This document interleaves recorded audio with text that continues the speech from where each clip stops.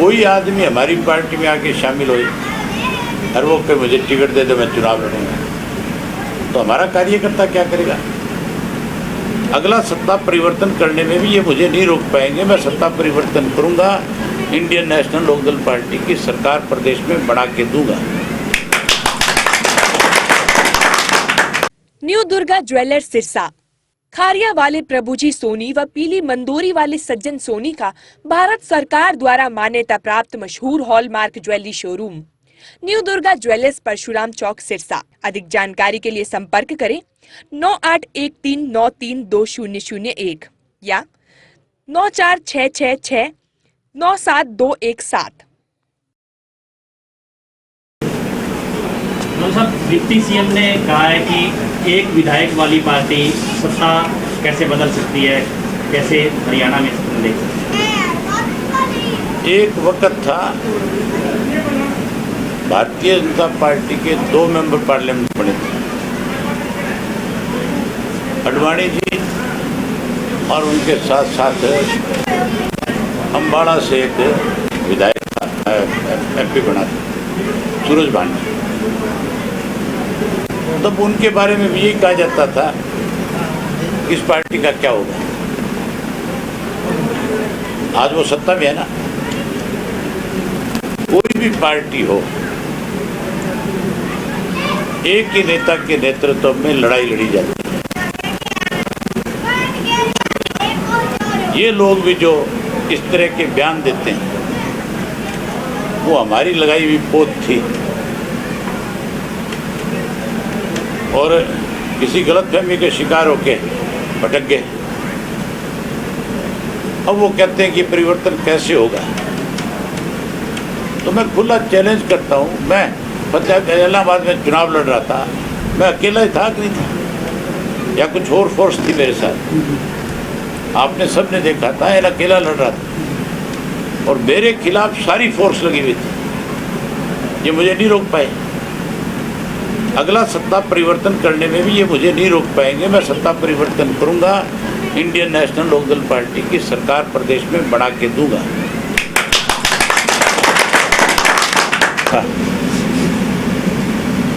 हमारी आज़ादी की 75वीं वर्षगांठ थी। देश के प्रधानमंत्री ने एक आह्वान किया था कि हर घर पे तिरंगा हो। हर इस देश का नागरिक इस दिन को जो एक त्योहार की तरह मनाता है। और अब की बार क्योंकि 75वां दिवस था तो इसको लोगों ने और उत्साह के साथ मनाने का काम किया। लेकिन बड़ी हैरानी की बात है, बड़ी शर्म की बात है कि हमारे तिरंगे को बेचा गया और इस तिरंगे के नाम के ऊपर भी भाजपा ने और भाजपा के साथ जो लोग सत्ता में हैं उन्होंने पैसा इकट्ठा किया। गरीब आदमी जो राशन लेने गया उससे भी 20 से 25 रुपया पर झंडे के हिसाब से लिया। अगर किसी ने मना किया तो उसका 5 किलो राशन काट लिया। मुझे इन दिनों में मैं करीब कोई 100 गांव में गया, 100 से भी ज़्यादा गांव में। लेकिन पिछले 2 दिन में 3 दिन में ये शिकायतें सबसे ज़्यादा मिली कि जी हमारे से ज़बरदस्ती पैसा लिया जा रहा है। हर डिपार्टमेंट के लोगों ने कलेक्शन करी है। पूरे प्रदेश में जितने पेट्रोल पंप हैं उनसे ज़बरदस्ती पैसा लिया गया। जितने आरे लगे हुए हैं उनसे ज़बरदस्ती पैसा लिया गया। अलग अलग डिपार्टमेंट के लोगों की ड्यूटियां लगा करके यहाँ तक कि सरकारी कर्मचारियों की एक दिन की तनख्वाह धक्के से ले ली गई। किसी ने विरोध किया तो उसको डराने की कोशिश करी कि तेरा इससे नुकसान हो जाएगा। इन्होंने इस तिरंगे के नाम पे मेरी ख्याल हजारों करोड़ रुपया लोगों की जेब से निकाला है। हमने तो तिरंगे का सम्मान हो, लोगों को किसी किस्म की तिरंगा लगाने में हिचकिचाहट ना हो। हमने तो अपने पार्टी के लोगों की ड्यूटियां लगाई, हमने झंडे मुफ्त में दिए, लेकिन सत्तारूढ़ में जो लोग हैं उन्होंने सरकारी मशीनरी के द्वारा पैसा इकट्ठा करने का काम किया। ये बहुत दुर्भाग्यपूर्ण और शर्म की बात है। इस तरह से लोगों को आज जो कहते हैं कि हम तो भ्रष्टाचार खत्म करना चाहते हैं, उन्होंने तो कोई मौका नहीं छोड़ा लूट मचाने में। खास करके हरियाणा प्रदेश की सरकार ने सबसे बड़ी लूट मचाई है। हमारी कहावत है कि बाढ़ खेत को खाने लग जाए तो खेत खत्म हो जाता है। मैं पहले दिन से कह रहा हूँ कि सरकार नहीं, लुटेरों का गिरोह है जो समय समय पे लोगों को लूटने का काम करता है। मैं आपके चैनल के माध्यम से उन तक एक संदेश देना चाहता हूँ, अगर उन्होंने कोई अच्छे काम किए, अगर वो कहते हैं कि भी हमारी प्रदेश में बहुत बड़ी उपलब्धि है, हमने भलाई के काम किए, तो जिला परिषद के चुनाव आएंगे। जिला परिषद के चुनाव में सिंबल पे चुनाव लड़े और सिंबल पे चुनाव लड़के अपनी सरकार का मैंडेट ले ताकि पता लगे। अगर जिला परिषद में सिंबल पे चुनाव लड़ेंगे, अगर इनके लोग जीतेंगे तो मान के चलो लोग इनसे नाराज नहीं, खुश हैं। और अगर लोगों ने इनको सबक सिखा दिया तो फिर जिला परिषद में चुनाव हारने के बाद इनको गद्दी छोड़ देनी चाहिए। ये आप सिरसा विधानसभा क्षेत्र का दौरा कर रहे हैं, गोपाल कांडा विधायक है यहाँ से, तो लोगों के प्रति, उनके प्रति लोगों में रोष देखने को मिल रहा है या समर्थित हैं लोगों में? मैंने पूछा नहीं, ज़्यादा टिंग गांव में पूछा था एक, ये आपका विधायक कभी आता है क्या?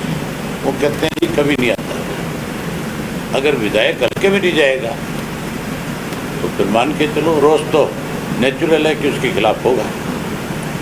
ये तो आप पूछो लोगों से, मेरे से तो पूछने वाली बात ही नहीं है। तो लोगों से पूछोगे तो लोग बता देंगे कि वो विधायक के प्रति कितना लगाव है या कितनी नाराजगी है, तो ज़्यादा अच्छा बताएंगे। सरकार के प्रति मैं बता सकता हूँ कि लोग जो पूरी तरह से खपा है।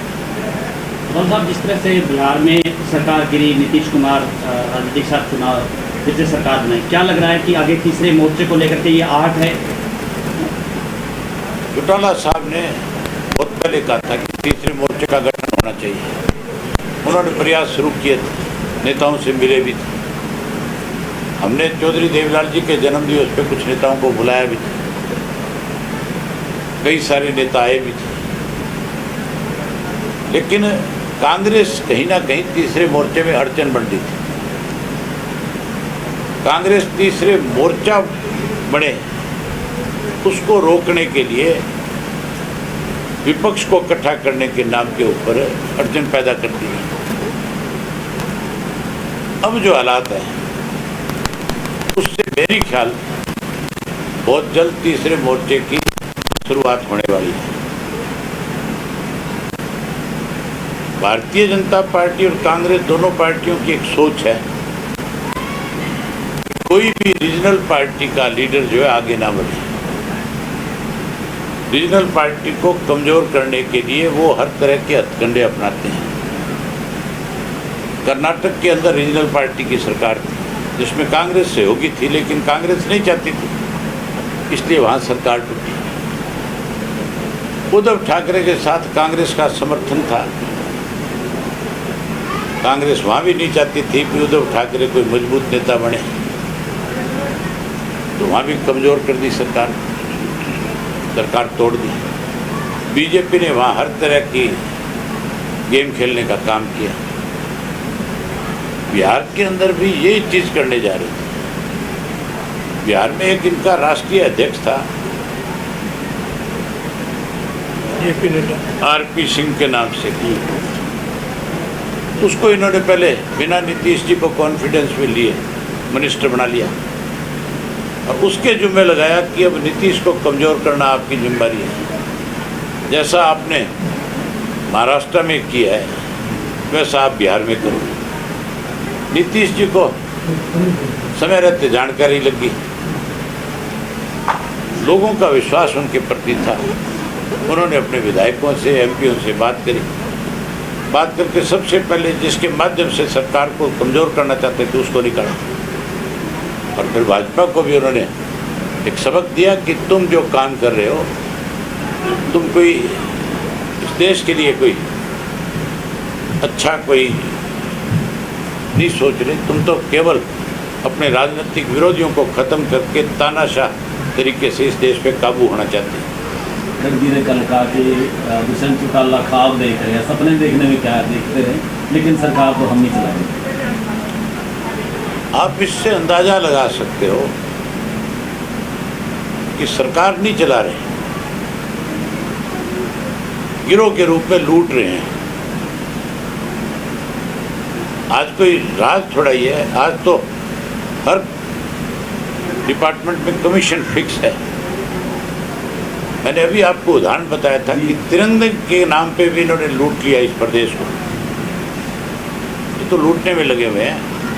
मुझे लगता है लुटेरे जल्दी कोई ना कोई इनको पार करने के लिए रास्ता बना रहे। इस तरह से विधानसभा में कुलदीप वत्स ने कहा, रामकुमार गौतम ने कहा कि 10-10% कमीशन ले रहे हैं। आप एक चीज बताओ मुझे, सरेआम आरोप लगा विधानसभा में, नाम लेके आरोप लगाया गया। मुख्यमंत्री क्या सोया हुआ है? मुख्यमंत्री ने जब एक एमएलए आरोप लगा रहा है उसकी इंक्वायरी करानी चाहिए। अगर वो एमएलए गलत आरोप लगा रहा है उसके खिलाफ एफआईआर लॉन्च होनी चाहिए, और अगर सही है तो फिर जो लूट है उनके खिलाफ कार्रवाई होनी चाहिए। इसका मतलब मुख्यमंत्री कहीं कमज़ोर है, मुख्यमंत्री हिम्मत नहीं जुटा पा रहा। मुख्यमंत्री को भी कहीं डर होगा कि तेरी कुर्सी ना चली जाए। इसलिए प्रदेश में कुछ भी हो, इनको तो अपनी कुर्सी चाहिए। सर, विधानसभा में आपने एक मुद्दा उठाया था आरएम लाइसेंस को लेकर के, तो सरकार का कहना था कि हमने ऑनलाइन कर दिया, लेकिन अब तक ना तो ऑनलाइन रजिस्ट्रेशन हो रहा है। मैंने वहाँ बहुत खुल के बताया था, सरकार कहाँ है? तुम फिर सरकार करो। सरकार तो हो तो फिर आरोप लगाने की जरूरत ही नहीं पड़ती। मैंने वहाँ जो गुड़गांव का एमएलए था उससे पूछा, मैं बोला तेरे यहाँ 5 लाख रुपये लगते हैं नहीं लगते लाइसेंस में? उसने उसी टाइम खड़े होकर के कहा कि 5 लाख रुपये लिए हमारे यहाँ लगते हैं। तो मुख्यमंत्री इंक्वायरी कराई इस बात की कि 5 लाख रुपया कौन ले रहा है, किसके खाते में जा रहा है। मुझे लगता है कि सरकार के पास ही वो पैसा उनके माध्यम से आ रहा है, इसलिए चुप है, सब लूट में शामिल है। चर्चाएं चल रही है कि 25 सितंबर को जयंत चौधरी, तेजस्वी यादव, नीतीश कुमार फतेहाबाद पहुंच रहे हैं। अभी हमने किसी को भी निमंत्रण नहीं दिया, ये कयास है बिना मतलब। मैं कल जाऊंगा, कल हमारी पार्टी की मीटिंग है स्टेट की। उस मीटिंग के बाद मैं दिल्ली जाऊंगा और उस मीटिंग में ही हमारे जो सीनियर साथी हैं उनके साथ बैठ के डिस्कस करेंगे। चौटाला साहब भी उस मीटिंग में आएंगे। चौटाला साहब से आदेश लेंगे कि किन किन नेताओं को हमने निमंत्रण देना है। उनको फिर मैं अगले 2-3 दिन में दिल्ली रह करके, दिल्ली में जो नेता होंगे उनसे पर्सनली मिलके इनवाइट करके आऊँगा। कोई दिल्ली से बाहर जिनको निमंत्रण देना है उनके पास जा कर के निमंत्रण देना पड़ेगा, तो उनको वहाँ जा कर के इन्वाइट करके आऊँगा। या हमारी पार्टी के सीनियर साथियों की ड्यूटी लगाएंगे कि वो जा कर के उनको निमंत्रण दे करके। मतलब एक आदमपुर चुनाव को लेकर के सोनाली फुगाट की चर्चा चल रही है कि इनेलो में शामिल हो सकती है। उन्होंने भी ट्वीट किया था कई दिन पहले कि शेरनी अगर 2 कदम पीछे खींच ले तो और ज़्यादा खतरनाक हो जाती है, यानी कि चुनाव लड़ने का उनका मूड है। आप क्या कहना चाहेंगे इनेलो को लेकर? मैं इस तरह की बातों में नहीं पढ़ना चाहता, कोई और बात करो। ज्वाइन कर सकते हैं आप मुझे एक चीज़ बताओ जी। कोई आदमी हमारी पार्टी में आके शामिल हो और वो कहे मुझे टिकट दे दो मैं चुनाव लड़ूंगा, तो हमारा कार्यकर्ता क्या करेगा? ये कोई कांग्रेस थोड़ी है जो आज ज्वाइन किया अगले दिन उसको टिकट मैं दूं। ये बीजेपी थोड़ी है जिसको आज ज्वाइन कराओ कल टिकट दे दो। आपके सामने उदाहरण है, कांडे को 2 दिन पहले ज्वाइन कराया था, बीजेपी ने टिकट दे दिया। पवन बेनीवाल को 4 दिन पहले ज्वाइन कराया था, टिकट दे दी। इसका मतलब इनका दिवाड़ा पिटा हुआ है। हमारा जो कार्यकर्ता है वो इसीलिए पार्टी के साथ मजबूती से खड़ा है कि उसका सम्मान है, उसकी इज्जत है। हमारी टिकट कार्यकर्ताओं से पूछ के दी जाती है। हमारी टिकट का दावा कोई ऐसे नहीं कर सकता कि मैं उस पार्टी की टिकट दिया। यहाँ तो कार्यकर्ता तय करें। कोई पार्टी में शामिल हो, स्वागत है, लेकिन कोई ये कहे कि मैं शर्त के साथ शामिल होता हूँ, मुझे टिकट चाहिए, टिकट तो चुनाव लड़ना है, तो वो कार्यकर्ता फैसला करेगा। वो फैसला मैं नहीं कर सकता, वो फैसला कोई और उसको ज्वाइन कराए वो नहीं कर सकता।